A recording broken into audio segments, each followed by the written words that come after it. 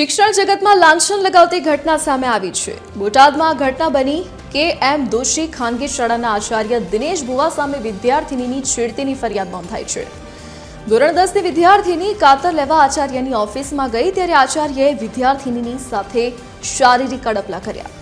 ભોગ બનનાર વિદ્યાર્થીનીએ ઘરે વાત કરતા તેમના વાલીઓએ સ્કૂલ જઈ આચાર્યને કહેતા આચાર્ય દિનેશ ભુવાએ વાલીઓને જાતિ વિષયક અપમાનિત કરી ધમકી આપી।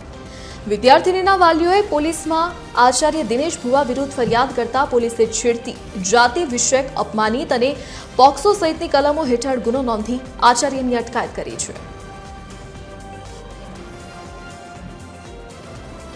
મને રાતે વાત કરી કે મારા પપ્પા મારી સાથે આવું થયેલું, તો મેં લઈને પછી સ્કૂલમાં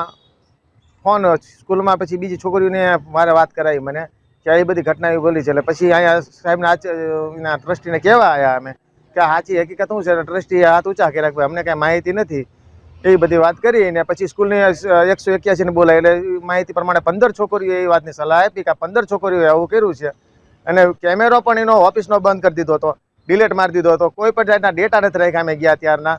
એટલે એને પૂરી કાર્યવાહી કરીને કે મને આમાં ખબર નથી પડતી, એ આચાર્ય છે એટલો ભણેલો ગણેલો માણસ છે, તેની પાસે એને ડેટા ડિલીટ કેવી રીતે થાય એની પાસે? એને ઓફિસમાં બોલાવેલી, ઓફિસમાં બોલાવીને તો શિક્ષકે બહાર બેઠા હતા અને ઓફિસમાંથી ચાવીનું પૂછવા ગઈ હતી।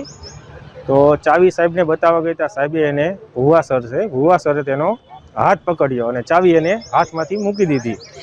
પછી તેને ઘરે આવીને મને આ વાત ન કરી, કારણ કે એને ડર હતો કે ભુવા સર મને આમાં નપાસ કરશે 10મા ધોરણમાં, કે મને માનસિક ટોર્ચર આપશે, એટલે એના બી કે એ રોજ ગભરાઈને રહેતી હતી અને રડતી હતી। એટલે હું એને અવારનવાર પૂછતો, બેટા શું થયું તને?